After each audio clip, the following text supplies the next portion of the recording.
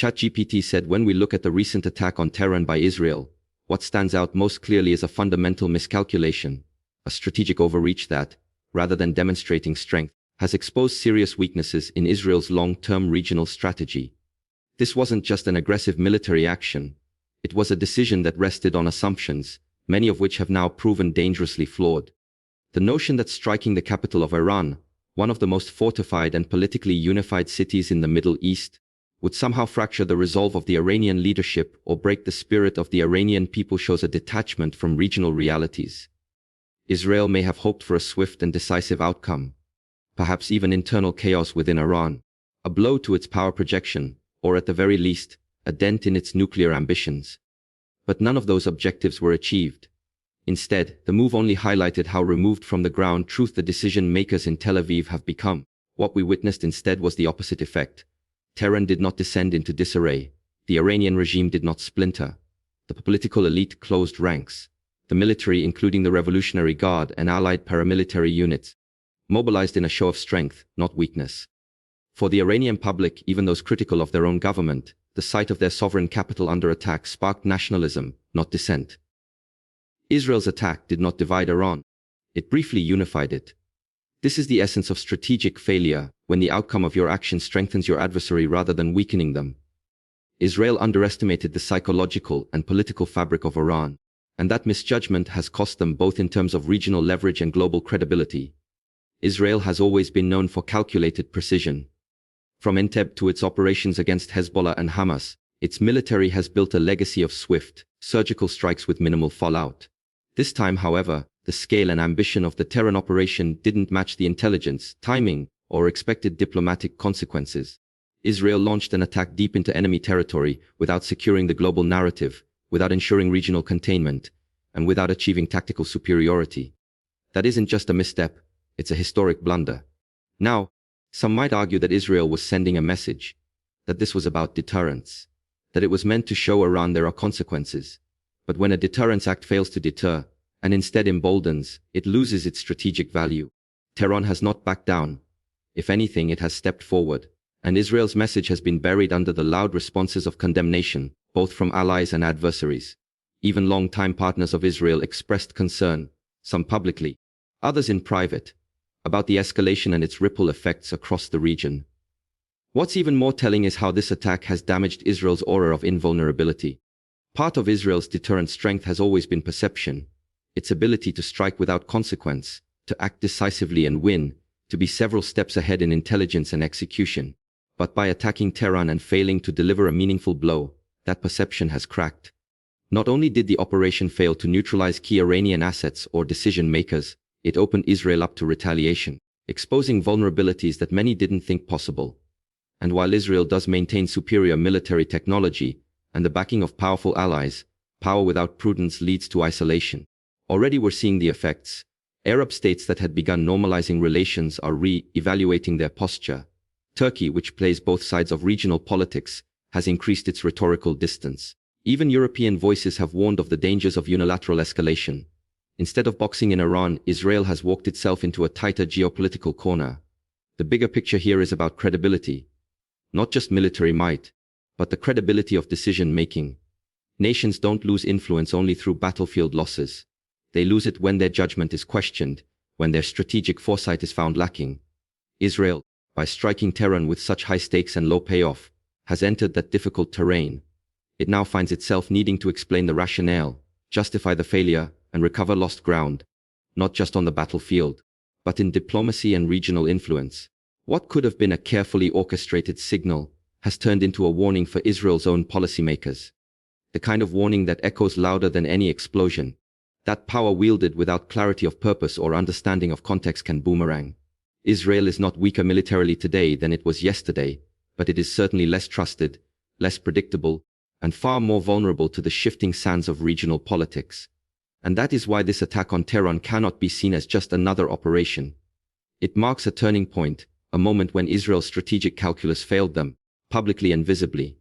When an operation of this scale is launched, especially one that targets a capital city like Tehran, the expectation is that it will be executed with surgical precision, flawless timing, and absolute clarity of intelligence.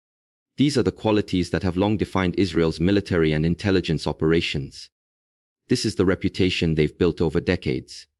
And yet, in this case, we saw something disturbingly different. What unfolded wasn't a display of calculated power, but rather a moment that exposed the cracks in Israel's famed intelligence machinery and its operational command. The mission faltered not only in its outcome, but in the very fundamentals it was built upon. Israel's intelligence agencies, particularly Mossad and military intelligence, have historically been regarded as among the most sophisticated in the world. Their operations, often shrouded in secrecy, have successfully disrupted nuclear programs, assassinated high-value targets, and neutralized threats before they ever materialized. That legacy led many to believe that any Israeli strike, especially one against Tehran, would come with a near guarantee of success. But this time, the intelligence did not translate into effective action. In fact, it's now evident that several aspects of the mission were either misjudged, miscommunicated, or simply misunderstood.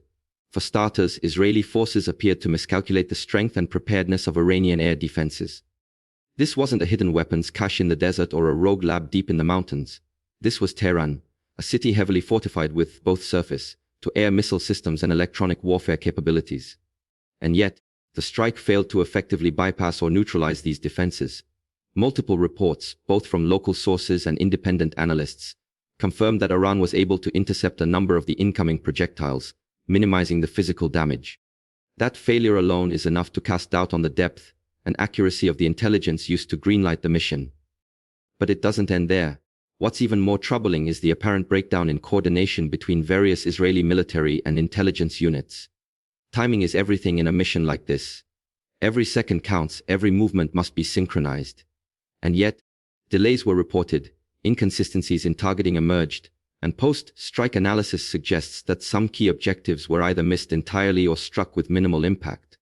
This suggests that the intelligence gathered may have been outdated, misinterpreted, or not properly communicated to the teams executing the operation.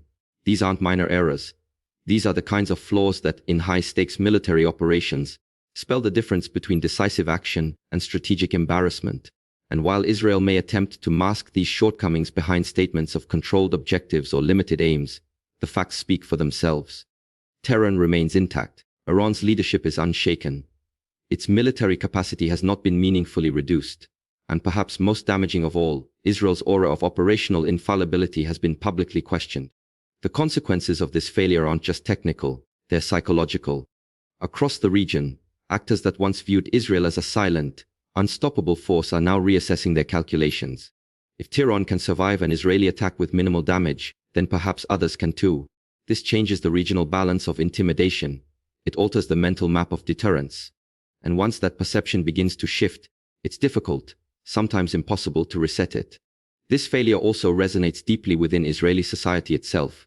Trust in the military and intelligence establishment is central to national security culture. Citizens rely on these institutions not just for defense, but for the confidence that every move made is backed by the sharpest minds and the most accurate information. When those institutions falter, especially on the international stage, it sends ripples of doubt inward. It raises uncomfortable questions. Questions that political leaders are often ill-equipped to answer. And while nations do make mistakes, the cost of a miscalculated strike on a capital city like Tehran is not measured solely in missed targets or intercepted missiles. The real cost lies in the damage to credibility, both at home and abroad. In this case, Israel's operational failure has become a moment of reckoning. Not just for what went wrong tactically, but for how intelligence is gathered, how decisions are made, and how military power is projected in an increasingly unpredictable region. This was not merely a failed mission. It was a missed opportunity to demonstrate clarity, cohesion, and competence. Instead, the world witnessed an ambitious strike that lacked the very precision Israel is known for. And in doing so, it revealed more about Israel's internal disarray than it did about Iranian vulnerability. In the end, the strike on Tehran didn't just fall short. It exposed the limits of power when execution fails to match intention. One of the most revealing consequences of Israel's attack on Tehran isn't just the failure on the battlefield. It's the shockwave it sent through the global political landscape. Because actions like these never occur in a vacuum. They echo through the halls of diplomacy, shift alliances, and test the patience of partners. And what we've seen in the aftermath of this strike is a deep and growing backlash, both from traditional allies and from nations that had cautiously begun to re-engage with Israel. This backlash wasn't just diplomatic theater. It was a signal that Israel's choices are now under scrutiny in ways they haven't been in decades. Even before this attack, the region was already on edge. Escalations between Iran and Israel have long simmered beneath the surface, through cyber attacks, proxy conflicts, covert operations. But striking Tehran directly brought the tension to a new level. It wasn't just an act of aggression. It was seen as a deliberate crossing of a red line. And in doing so, Israel didn't just challenge Iran. It challenged the international community's tolerance for unilateral escalation in an already volatile region. The response was swift and telling. European governments, some of which had been quietly supportive of Israel's strategic concerns, came out with strong statements of concern and disapproval. Countries like France and Germany, who have long tried to maintain a balancing act between supporting Israel's security and keeping dialogue open with Iran, found themselves forced to publicly condemn the strike. The United Nations convened emergency sessions. And even among the United States political leadership, there was visible discomfort. Behind closed doors, many questioned whether this strike served any broader strategic purpose or merely added fuel to an already dangerous fire. But perhaps the most significant reaction came from within the Middle East itself. For the past few years, we've seen slow and sometimes cautious steps toward normalization between Israel and several Arab states. The Abraham Accords were hailed as a breakthrough, a new chapter in regional cooperation. Trade talks, defense partnerships, and economic ventures were all on the table. But this strike shook the foundation of that progress. Nations that had opened their doors to Israeli envoys are now rethinking the risks of such alignment. Saudi Arabia, which had been in ongoing quiet dialogue with Israeli officials, pulled back sharply. Even the United Arab Emirates, one of the most enthusiastic signatories of normalization, issued an uncharacteristically strong rebuke. This wasn't just a diplomatic gesture, it was a recalculation of interest and trust. Across the broader Muslim world, the response was even more visceral. Protests erupted in major cities. Political leaders who had once taken a moderate stance on the Israeli-Palestinian issue now found themselves pressured to take a firmer, more adversarial line. The strike on Tehran became more than a military event. It became a symbol of aggression that united public opinion across borders.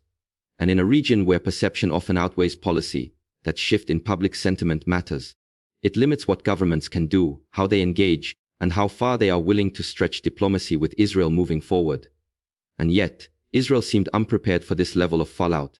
Perhaps they believed the world would understand, or at least tolerate, the action as a necessary response to Iranian threats. But that's not how it played out. The global community isn't operating under the same assumptions it once did. The appetite for preemptive strikes, for unilateral military actions in sovereign capitals, has waned. There is a growing expectation for transparency, accountability, and respect for international norms. And when those norms are broken, even by allies, the world responds. What Israel has now encountered is a narrowing of its diplomatic space. It finds itself needing to explain, to justify, to reassure nations that had once given it the benefit of the doubt. And that's not just a political challenge. It's a strategic liability. When your allies begin to question your judgment, when your regional partners start to pull away, your maneuvering room shrinks. You may still have power, but you have less influence. And influence, especially in this region, is everything. This attack didn't just complicate Israel's relationships abroad. It gave Iran the upper hand in the court of global opinion. Tehran quickly positioned itself as the victim of unprovoked aggression. Iranian diplomats took to international platforms, painting a picture of resilience and sovereignty under siege. And for once, the world was more inclined to listen. By handing Iran the moral high ground, Israel allowed its adversary to speak with greater credibility and sympathy on the world stage. That's the true cost of backlash. It's not only about strained alliances or critical headlines. It's about the slow erosion of trust, the quiet turning of political tides, and the very real shift in how a nation is perceived by the world it depends on. And in this case, Israel didn't just face condemnation. It found itself increasingly alone. While the strike on Tehran was intended to cripple Iran's strategic capability and disrupt its influence across the region, it ended up doing quite the opposite. In fact, one of the most profound consequences of Israel's failed operation has been the unexpected strengthening of Iran's regional posture and the solidification of the axis of resistance. Instead of isolating Tehran, the attack galvanized its allies, fueled its narrative, and opened the door for an emboldened Iranian strategy that now stretches far beyond its borders. Iran has always played the long game when it comes to regional influence. Through its alliances with Hezbollah in Lebanon, the Assad regime in Syria, the Houthis in Yemen, and various militias in Iraq, it has built a decentralized but highly coordinated network of proxy forces capable of projecting power and influence without exposing itself directly. Israel's decision to strike at the heart of Iran, its capital, was seen by this entire network as not just an attack on Tehran, but an attack on all of them. The result: immediate consolidation, rapid mobilization, and a renewed sense of shared purpose across the entire resistance front. Hezbollah's leadership was quick to issue strong statements of solidarity. But more than words, they also moved forces, increased activity near Israel's northern border, and openly discussed coordinated responses. In Syria, pro-Iranian forces took the opportunity to reposition and strengthen their hold in key strategic areas, even as the Syrian government used the attack to renew its condemnation of Israeli incursions. In Iraq, political leaders sympathetic to Iran pushed for further distancing from US and Israeli ties, and in Yemen, the Houthis framed the attack as further justification for their own resistance efforts. This kind of unified reaction isn't spontaneous. It's the result of years of strategic preparation by Iran and Israel. By choosing to escalate in such a direct and visible way, handed Iran the opportunity to activate that network with greater legitimacy and moral authority than ever before. Tehran no longer needed to frame itself as a distant observer of regional conflict. It became, quite visibly, the target of aggression. And in the eyes of its allies, that made their alignment not only justified, but necessary. What Israel may not have fully accounted for is the emotional and symbolic power of resistance in the region. For decades, many communities across the Middle East have lived under the weight of foreign intervention, military occupation, and political instability. Iran, despite its own internal contradictions, has managed to brand itself as the voice of defiance against perceived Western and Zionist hegemony. By being attacked so publicly, it doubled down on that image. The streets of Baghdad, Beirut, Damascus, and Sana'a lit up not in protest against Iran's policies, but in vocal rejection of Israel's actions. This matters because regional power isn't measured only in missiles or drones. It's measured in the ability to shape narratives, to move people, to influence governments. Israel's actions, instead of suppressing Iran's outreach, gave it new momentum. Iran's state media seized the moment, flooding global and regional networks with images of civilian resilience, leadership unity, and even restrained responses to provocation. The message was clear: we are not the aggressors. We are the defenders of our sovereignty and our people. And this message resonated well beyond Iran's immediate sphere. Countries that had remained neutral, or even quietly skeptical of Tehran's ambitions, began to view the situation with more complexity. Turkey, for instance, used the moment to strengthen its regional positioning by calling for restraint and condemning unilateral aggression. Qatar and other Gulf states, while wary of Iran's influence, found themselves less inclined to side openly with Israel in the wake of the attack. This shift, subtle but real, shows how quickly the balance of perception can tilt in a region built on layered loyalties and historical wins. What Israel intended as a demonstration of dominance became, instead, a rallying cry for resistance. Tehran now sits at the center of a reinvigorated movement, with stronger ties to its allies and broader sympathy from previously hesitant states. And this is no small loss for Israel. Deterrence is not just about stopping an enemy from acting. It's about breaking their momentum. But when your actions instead create cohesion among your adversaries, when your enemies grow louder, more organized, and more confident in response to your attack, that is a sign of strategic failure. In trying to weaken Iran, Israel has inadvertently strengthened it, not just in Tehran, but in Damascus, Beirut, Baghdad, and beyond.